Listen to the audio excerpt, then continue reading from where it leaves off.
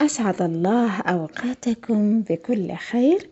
وزير الخارجية اليمني في القاهرة يعلن عن بدء التفاوضات لوقف المشاكل والحرب في اليمن. تحياتي للجميع وأتمنى الاشتراك بالقناة. أسعد الله أوقاتكم بكل خير.